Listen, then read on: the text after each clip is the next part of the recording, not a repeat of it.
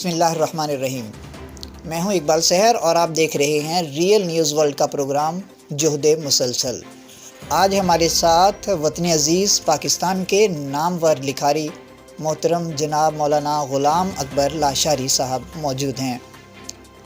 غلام اکبر لاشاری صاحب اس وقت 2 کتابوں کے مصنف بن چکے ہیں۔ آج ہم جس حوالے سے ان سے بات کریں گے وہ ہے صحابہ اور عشق رسول صلی اللہ علیہ وسلم۔ لاشاری صاحب اس سے پہلے بھی ایک کتاب پر کام کر چکے ہیں اور وہ منظر عام پر آ چکی ہے۔ آج ہمارا موضوع سخن ہے صحابہ اور عشق رسول صلی اللہ علیہ وسلم۔ لاشاری صاحب، آپ کا بہت شکریہ کہ آپ نے ہمیں وقت دیا۔ ہمیں سب سے پہلے آپ یہ بتائیے کہ جب آپ صحابہ اور عشق رسول کا عنوان منتخب کر رہے تھے تو آپ کے حاشیۂ خیال میں یہ عنوان کیسے آیا؟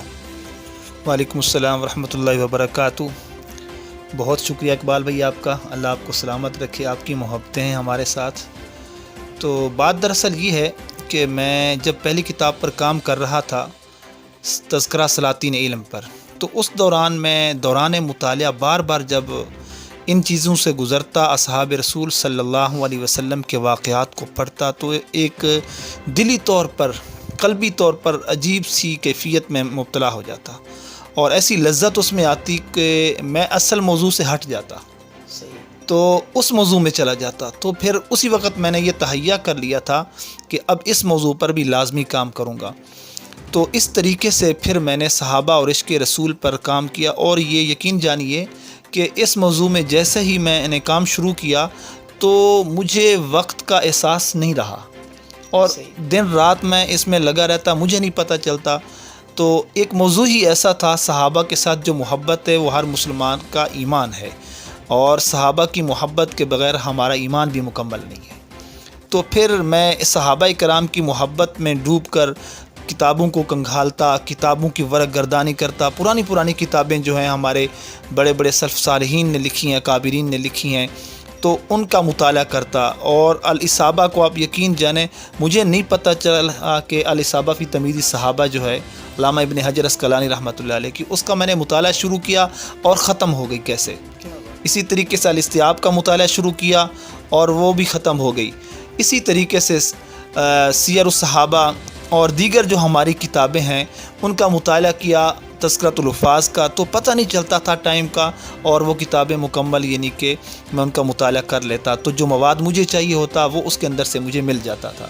تو اس طریقے سے صحابہ کرام کے واقعات کو پڑھتا، اور دل میں یہ تھا کہ یہ واقعات جو ہم مسلمانوں تک، عام عوام تک نہیں پہنچ پاتے، ان کو میں پہنچاؤں تاکہ ان کے اندر بھی صحابہ جیسا عشق پیدا ہو سکے، صحابہ کرام جیسی محبت جو وہ صحابہ کرام رسول اللہ صلی اللہ علیہ وسلم سے کرتے تھے وہ ہمارے اندر کیوں نہیں پیدا ہو سکتی۔ ہم بھی یہ محبت رسول صلی اللہ علیہ وسلم، اپنے نبی پاک صلی اللہ علیہ وسلم سے سچی محبت کریں اور ان کے ساتھ محبت کے تقاضے جو ہیں ان کو بھی بروئے کار لائیں۔ تو اس طریقے سے میرے ذہن میں یہ خیال آیا اور یہ میں نے کوشش کی ہے ادنا سی ایک۔ ماشاءاللہ، بہت خوب، اور یہ آپ کی کوشش رنگ لائی اور کتاب منظر عام پر آئی، اور یقینی طور پر لوگ اسے پسند کر رہے ہیں اور داد تحسین بھی دے رہے ہیں۔ ناظرین، لاشاری صاحب کی گفتگو سے آپ نے اندازہ لگا لیا ہوگا کہ جب یہ عشق صحابہ میں ڈوب کر، یعنی نبی کریم صلی اللہ علیہ وسلم کے عشق میں ڈوبے ہوئے لوگوں کے عشق میں ڈوب کر اپنے مواد کو جمع کر رہے تھے اور کتاب کو حتمی ترتیب دے رہے تھے، تو یہ خود کس کیفیت سے گزر رہے ہوں گے، اور ان کی قلبی کیفیت کیا ہوگی، اور ان کے ذوق اور شوق کا عالم کیا ہوگا۔ لاشاری صاحب، یہ بتائیے گا، جب یہ آپ کتاب کو ترتیب دے رہے تھے، مواد اکٹھا کر رہے تھے، جیسے آپ نے ابھی کہا کہ میں نے بہت سی کتابوں کو کھنگالا، اور یہ آپ کا عشق رسول کہیں، عشق صحابہ کہیں کہ آپ اس میں ڈوب کر کتابوں کو پڑھتے چلے گئے اور آپ کو اس بات کا احساس تک بھی نہیں ہوا، تو اس وقت آپ کی کیفیت کیا تھی اور قلبی صورتحال کیا تھی اور آپ کے ذوق کا عالم کیا تھا؟ دیکھیے اقبال بھائی، بات دراصل یہ ہے کہ جب آدمی ایسی چیزوں کو پڑھتا ہے نا، تو وہ جو کیفیت طاری ہوتی ہے وہ صرف آدمی خود ادراک کر سکتا ہے، اس کا ہر انسان کو اس کا ادراک کا احساس نہیں ہوتا ہے۔ تو وہ جو کیفیت تھی یقین جانیے کہ میں آپ کو ایک بات بتا دوں. ایک مرتبہ میں ایک صحابی رسول صلی اللہ علیہ وسلم کا واقعہ پڑھ رہا تھا. تو مدینہ منورہ کا یہ واقعہ ہے.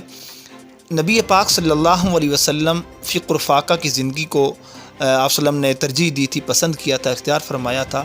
تو ایک مرتبہ ایسا ہوا کہ ایک صحابی رسول نبی پاک صلی اللہ علیہ وسلم کے پاس تشریف لائے اور آپ صلی اللہ علیہ وسلم کے چہرہ انور کو صحابہ پڑھ لیتے تھے. تو جب اس صحابی نے دیکھا آپ صلی اللہ علیہ وسلم سرور دو جہاں کے چہرے پر فقر و فاقہ کے جو نشانیاں ہیں وہ نمایاں ہیں، تو اس صحابی نے کہا یا رسول اللہ میں آپ کی کیا حالت دیکھ رہا ہوں؟ آپ نے فرمایا یہ فقر و فاقہ کی وجہ سے ہے، بھوک اور افلاس کی وجہ سے ہے.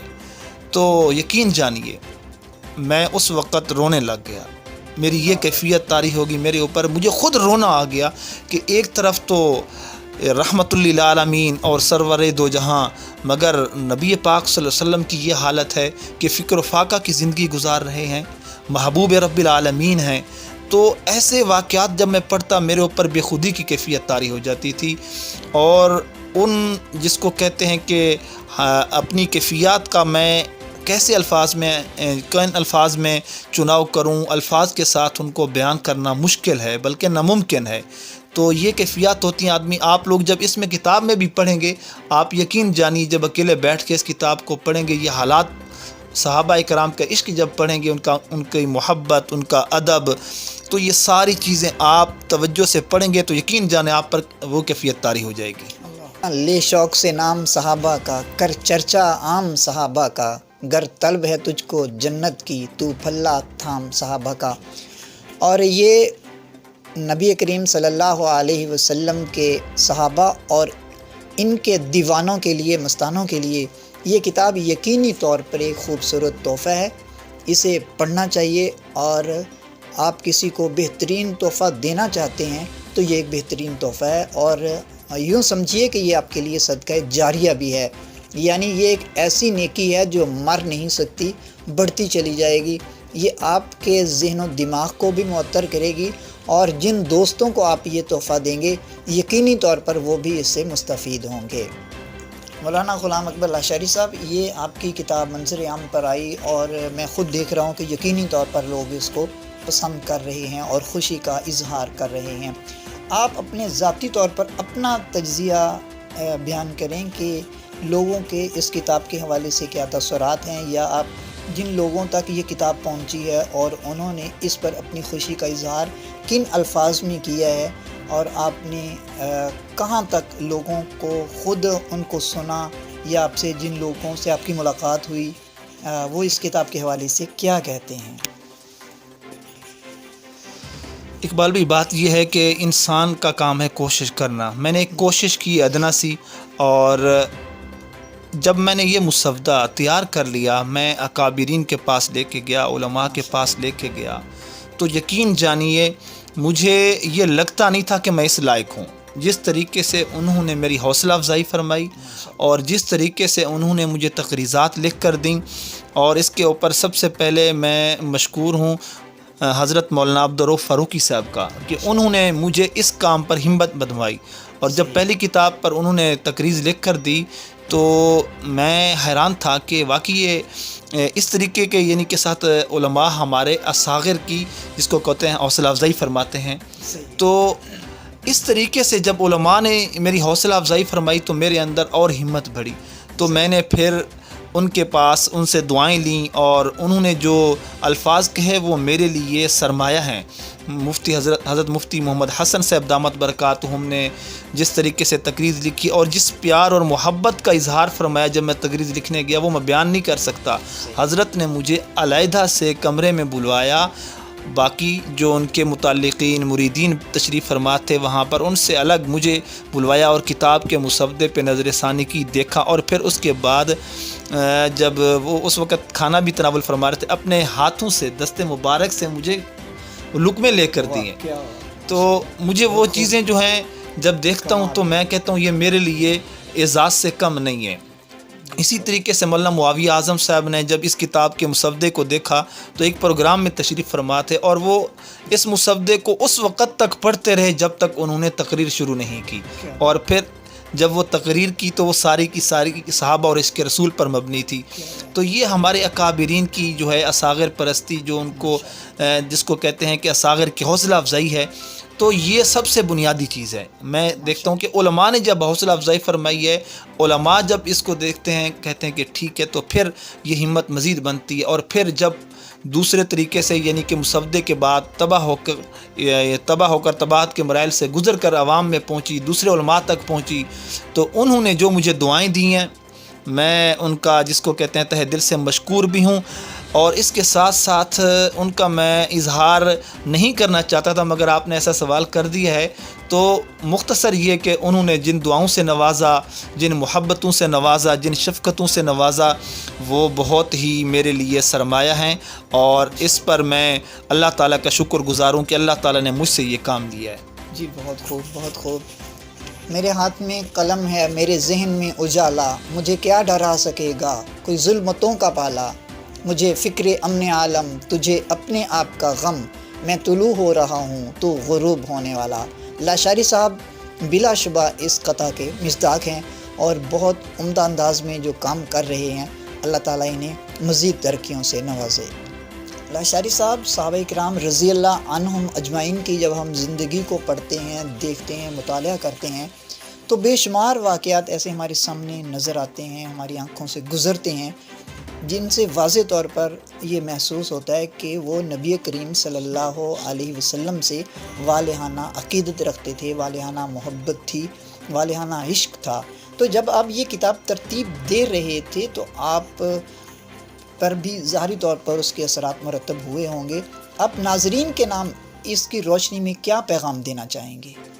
اقبال بھائی، یہ سوال ہے دراصل جو ہماری زندگیوں کا خلاصہ ہے. صحیح. کیونکہ ہم نے جب ان کو پڑھا، صحابہ کرام کو کتابوں سے، ہم ان کے سامنے تو نہیں تھے، ہم نے پڑھا، انہوں نے نبی پاک صلی اللہ علیہ وسلم کو سامنے دیکھا اور ہم نے تو کتابوں میں پڑھا ہے. جب ہم یہ چیز پڑھتے ہیں تو ہمارے اندر ایک عجیب کیفیت پیدا ہوتی ہے کہ ہم بھی کاش اس وقت موجود ہوتے، نبی پاک صلی اللہ علیہ وسلم کے صحابہ کے ساتھ ہوتے، نبی پاک صلی اللہ علیہ وسلم کی زیارت کرتے. تو یہ تو اب نہ ہو سکا، مگر ان کی حالات موجود ہیں تو ہم ان کو پڑھیں، ان پر عمل کریں، ان کو سمجھیں. صحابہ کا یہ جو عشق تھا، یہ محبت تھی، یہ محض دکھلاوا نہیں تھا. ان کا جو ادب تھا نا، وہ کمال تھا. صحابہ کرام نبی پاک صلی اللہ علیہ وسلم کے در اقدس پہ جب جاتے تھے تو یوں نہیں کہ دروازہ کھٹکھٹا دیا. کیا ہوتا تھا انداز؟ ناخنوں سے دروازہ کھٹکھٹاتے تھے ادب کے ساتھ کہ حضور کو تکلیف بھی نہ پہنچے. تو اس طریقے سے صحابہ کرام ادب فرماتے تھے اور ان کا جو عشق تھا. میں آپ کو ایک مثال دیتا ہوں حضرت عمر بن فحیل الزبیدی کی. اور انہوں نے جب نبی پاک صلی اللہ علیہ وسلم کے وصال کی خبر سنی تو تمنا کرنے لگے کاش کہ میں اس سے پہلے کیوں نہیں مر گیا. یہ ان کا عشق تھا. حضرت ابوبکر صدیق رضی اللہ تعالیٰ عنہ کو دیکھیں، جب ان کو یہ معلوم ہوا کہ نبی پاک صلی اللہ علیہ وسلم کے ساتھ ہجرت کی رات میں ان کا ساتھی ہوں تو ان کی آنکھوں سے خوشی سے آنسو نکل پڑے. عائشہ فرماتی ہیں رضی اللہ تعالیٰ عنہ کہ اس سے زیادہ میں نے کبھی اپنے باپ کو خوش نہیں دیکھا. تو یہ ان کا عشق تھا.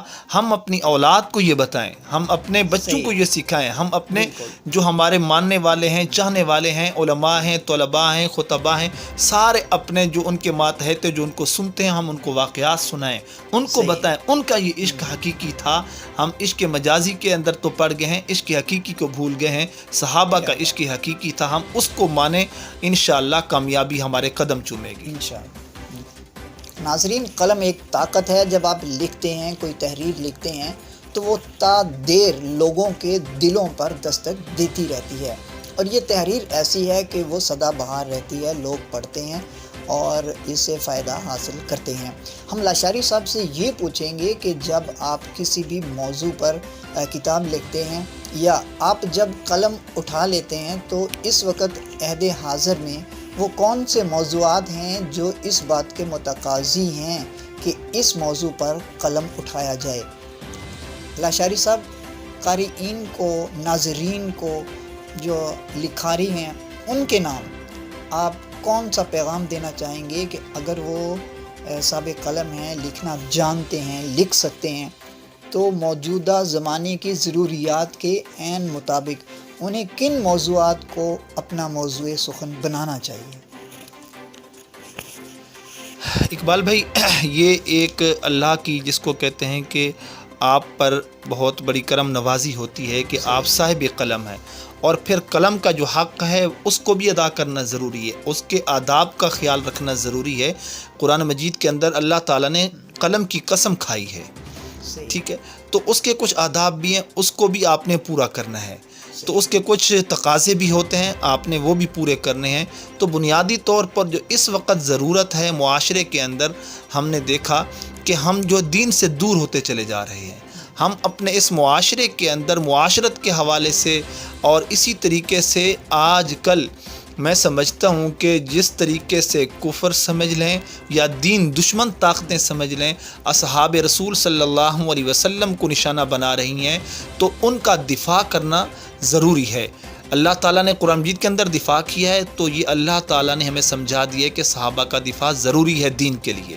تو اس موضوع پر آپ کوشش کریں مثبت انداز میں، منفی نہیں، مثبت انداز میں کوشش کی جائے، منفی پہلو کو ملحوظ خاطر نہ رکھا جائے، مثبت انداز میں آگے بڑھیں۔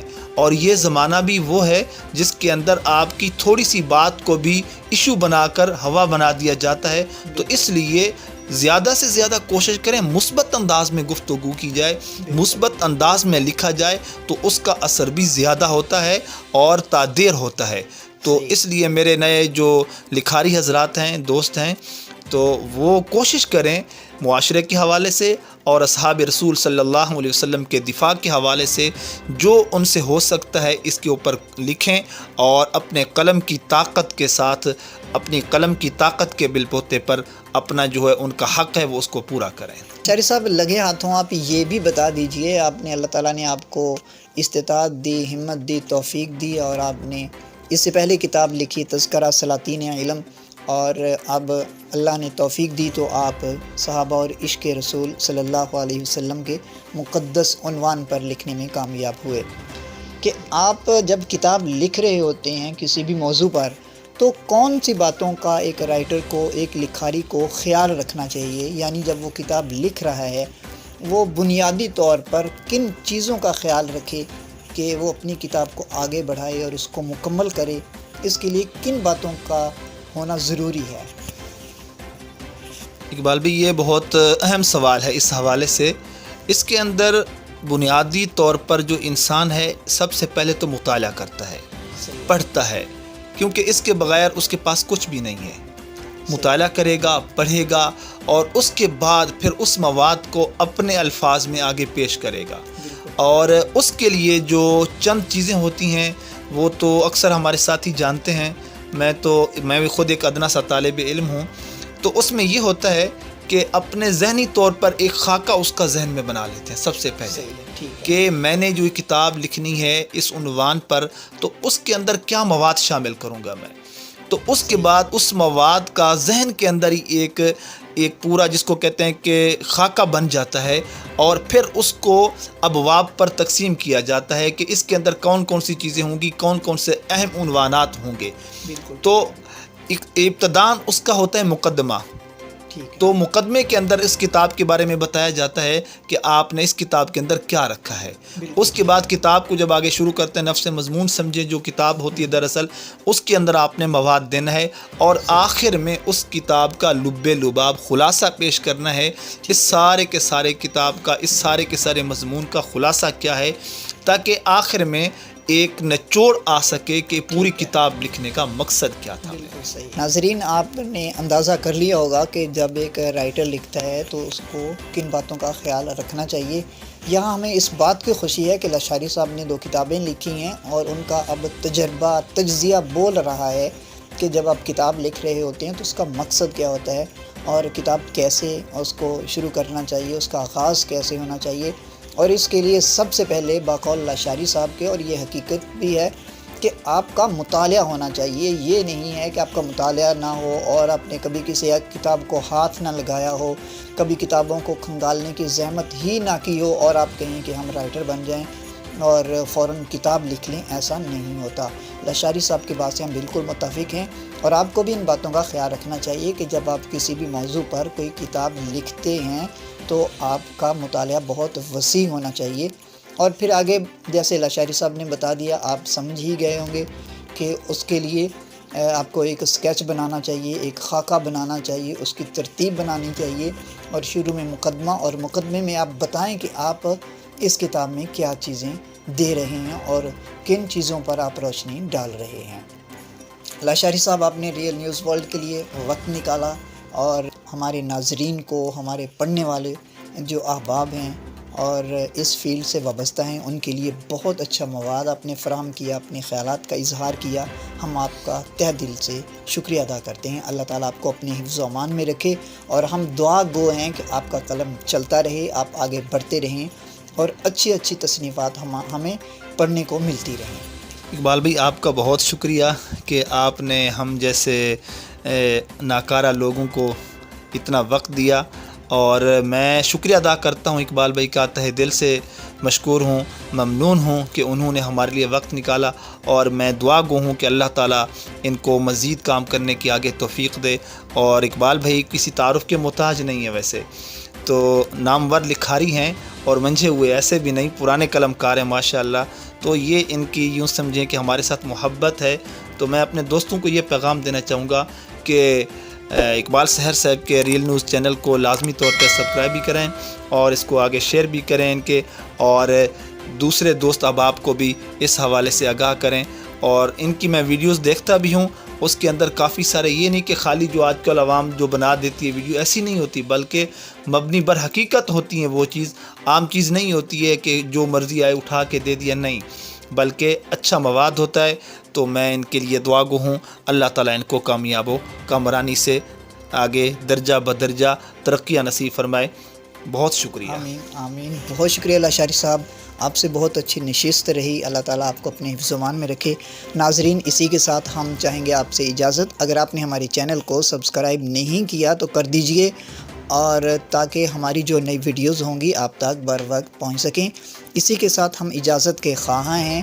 اسلام زندہ باد، پاکستان پائندہ باد۔